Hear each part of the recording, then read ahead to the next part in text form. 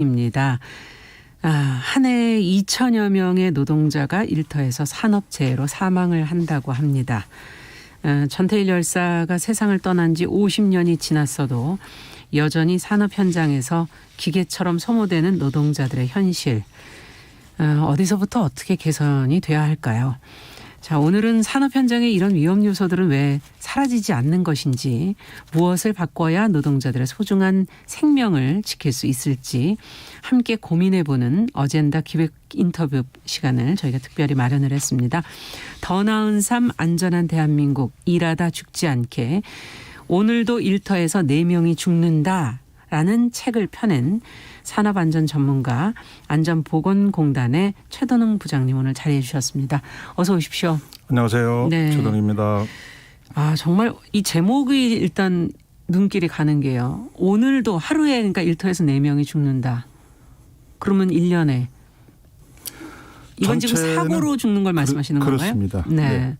사고로만 한 4명 정도가 죽습니다. 그럼 전체는요? 전체로는 한 7, 8명이 이제 질병 이런 거 포함해서 일터에서 한 7, 8명이 죽고, 네. 그중에 사고로만 한 서너 명 이렇게 죽습니다. 네. 지금 코로나19로 저희가 굉장히 걱정하면서 얘기하고 있는데 뭐 사망자 숫자로 보면 산업재해가 더 무서운 거 아니에요? 그렇습니다. 오늘 현재도 오전에 한두 명이 이제 네. 죽고요. 네. 오후에도 이제 한두 명이 죽어갈 예정입니다. 수치가 그렇게 말해주고 있습니다. 그렇죠. 네. 왜 이렇게 일터에서 벌어지는 사망 선고가 이렇게 많은 것인지, 어떤 업종이 그러면 도대체 이렇게 취약한 건지 하나하나 좀 들어가서 보고 싶네요, 이 내용을. 전체 사망자가 100이라면은 네. 그중에서 50은 건설업에서 발생합니다. 건설업에서. 그리고 그 외가 나머지가 이제 반이다 이거죠. 그렇습니다.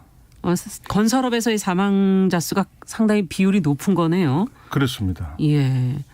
이런 좀 심각성을 보여주는 다른 연구나 통계, 뭐 수치 이런 것도 있습니까? 과거에 이 건설 사망자 비율이 네. 최근에 좀 더 늘어나고 있는 이런 추세를 보입니다. 예를 들어서 2012년도에 건설 사망자가 한 41%였었는데 최근에는 이제 49%, 50%, 이제 올해에도 한 52, 3% 정도로 더 늘어나고 있습니다. 네, 이렇게 계속 증가하는 이유는 뭘까요? 현장은 똑같은 거 아닌가요? 현장이 이제 열악하죠, 사실은요. 건설업이 열악한데 거기에 맞춰서 정확한 안전 방법 이런 것들이 약간 좀 미흡하지 않았나 이런 생각이 듭니다. 근데 네. 지나가면서 이제 건설업 현장 같은 데를 보다 보면 뭐 안전모 쓰고 일한다, 안전하게 하고 있다, 안전 목표 뭐 이런 거 막 적어놓고 그러던데 그거랑 이게 상관이 없는 거군요. 실제로 현장에서 할 수 있는 여러 가지 활동들이 많이 있습니다. 그런 많은 활동들이 정작 가장 중요한 작업장에서 작업자가 일을 할 때 그 사고를 막아주는 그런 핵심적인 안전 조치, 안전 시설 요까지 이어져야 되는데 그것까지 이어지지 못하고 활동이 활동으로만 그치기 때문에 이런 경향이 있을 것 같습니다. 지금 말씀하신 대로 표, 어떤 교육, 어떤 여러 가지 이런 활동들은 그 자체로만 끝나는 경우가 많다 이렇게 봅니다. 그래서 사고는 계속 발생한다 이렇게 생각합니다. 네, 그러면은 안전이란 건 지금 말씀을 들어보니까 하나하나를 여러 가지를 잘 챙겨가는 그게 굉장히 중요한 거군요. 그렇습니다. 말만 내세우고 그냥 하나만 보여주는 게 중요해요. 한 개가 문제를 해결하는 게 아니군요. 복합적이라는 말씀이실 수도 있군요. 사고는 아시는 바와 같이 여러 가지 복합적으로 납니다. 작업자의 안전의식을 비롯해가지고 거기에 안전 작업 계획, 작업 방법, 교육, 어떤 안전 시스템, 사고를 찾는, 위험을 찾는 또 위험성 평가 이런 것들이 다 포함되는데 이 모든 것들은 가장 마지막으로는 작업장에 작업자가 일을 할 때 바로 안전 시설, 안전 방호 장치, 안전 조치를 하기 위해서 하는 것인데 이렇게 사고가 줄지 않고 계속 이어진다는 말씀은 그 활동이 활동으로만 끝나는, 이렇기 때문에 큰 문제가 형식적이라는 아니고 얘기군요. 크게 말하면 이제 형식적으로 이루어지는 경우가 많다 이렇게 봅니다. 네, 이거를 그 현장 안에서 그 몸에 붙게 만드는 그 과정이 안 되고 있다라고 볼 그렇습니다. 수도 그래서 있고. 현장의 작업자나 관리자나 이 모든 분들이 실제로 내가 사고를 막기 위해서 방지하기 위해서 한다는 것보다는 오히려 외부 점검이나 어떤 그 눈알 시야 이런 거를 좀 그 회피하고 또 잘 보여주기 위해서 하는 경향이 많지 않나 이런 생각이 듭니다. 갑자기 이 사고 얘기를 하다니까 저는 왜 방송사고가 생각나는지 그것도 사실은 굉장히 비슷한 것 같다는 생각도 들기도 하고요.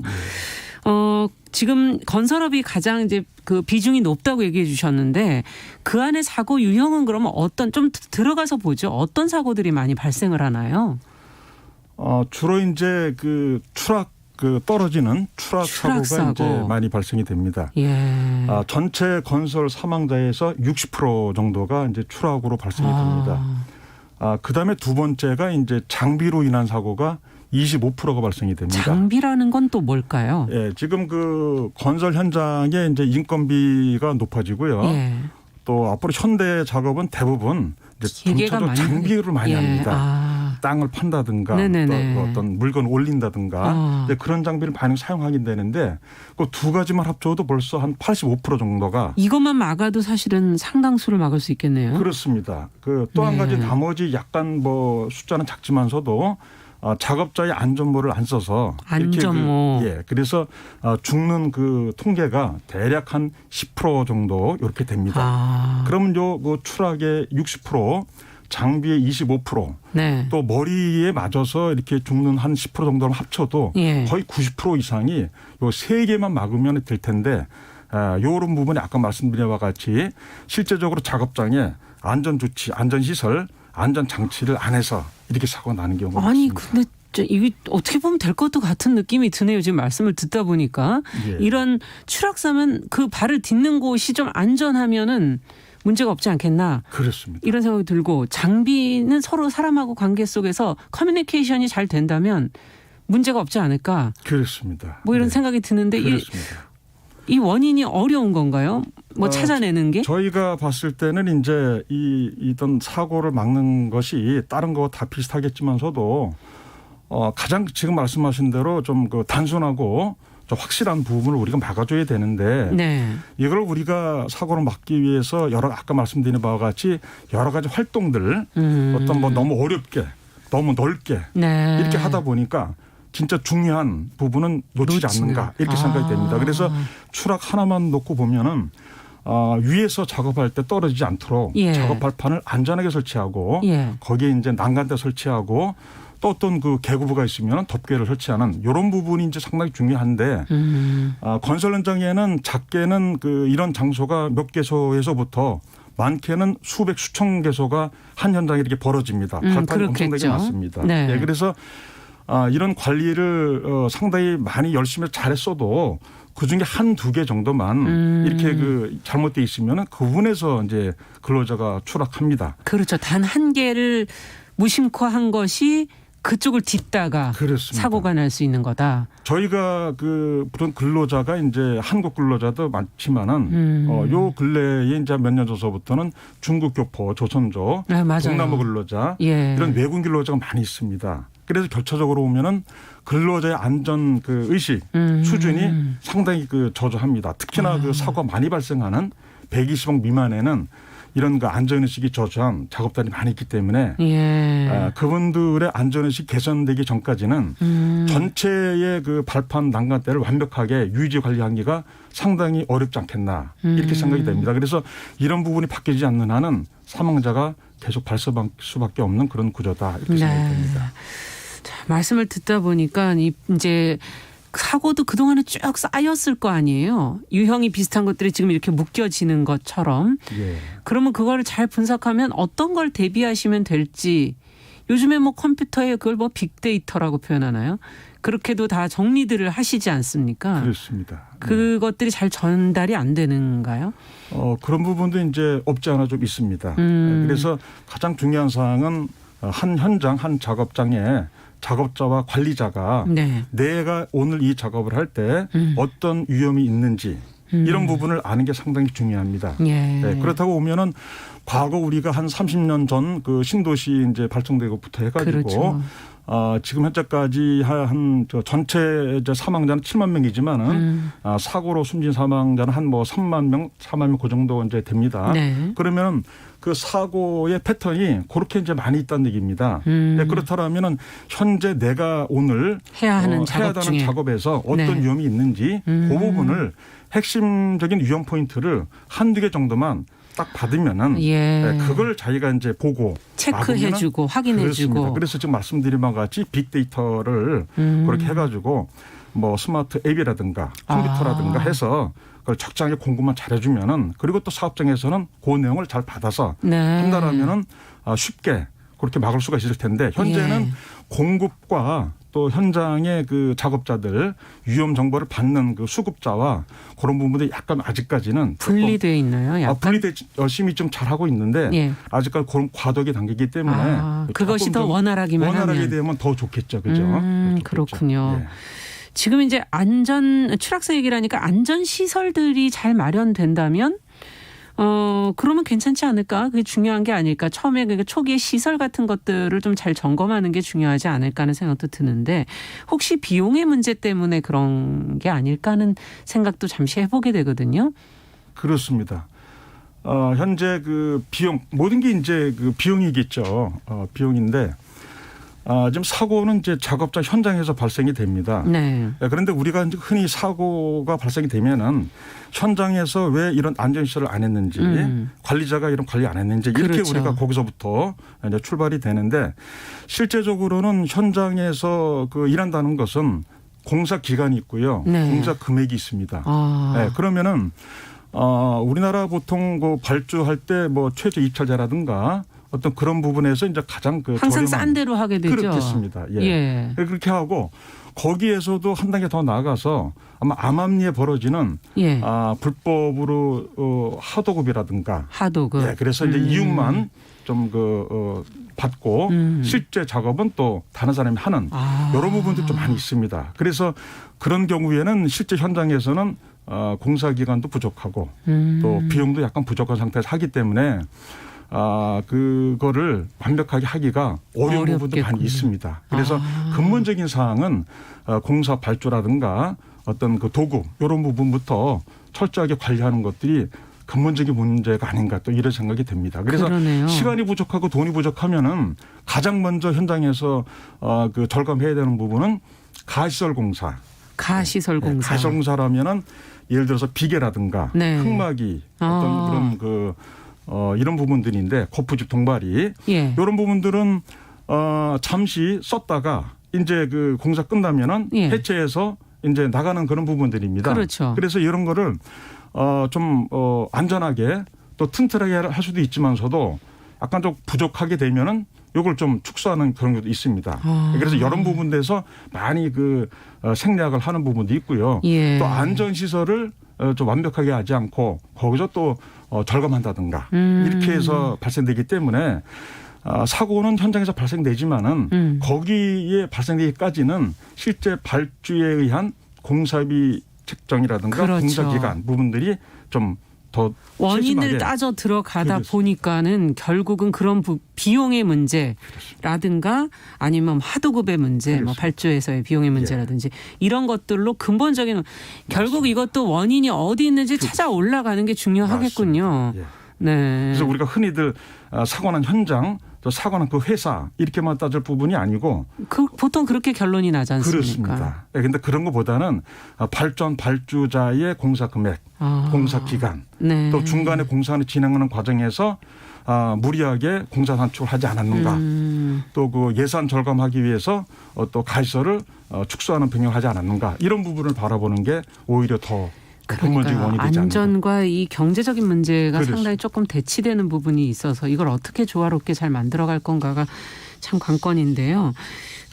아무래도 노동자들이 이 경무에 시달리면서 시간도 길도 뭐 맞추느라 서둘러 하다 보면은 이제 이런 비용도 부족하고 하면 위험한 상황에 빠지기 쉽겠다는 그런 생각이 드네요. 네, 그렇습니다. 여기에서 그러면 노동자들은 과연 어떤 걸 생각해야 될지 또 안전관리자가 있지 않습니까 따로? 네, 그렇습니다. 그분들은 또 어떤 역할을 하는 것인지 각자가 어떤 역할들을 해야 될지가 참 궁금해요.